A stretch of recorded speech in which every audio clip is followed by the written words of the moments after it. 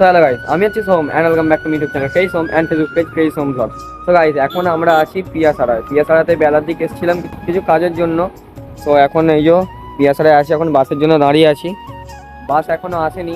তো চলো এরপর আবার তোমাদের সঙ্গে কিছুক্ষণ পরে দেখা হচ্ছে।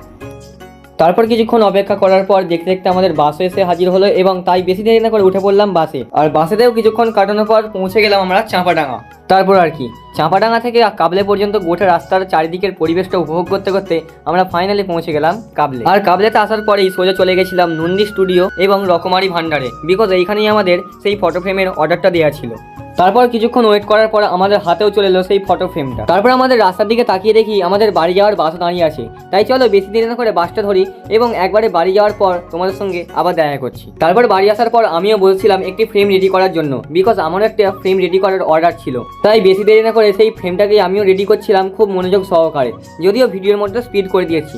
সো যাই হোক গাইস, আজকের ভিডিওটাও এই পর্যন্তই রইল। দেখা হবে আবার তোমাদের সঙ্গে নেক্সট শর্ট ভিডিও। টাটা।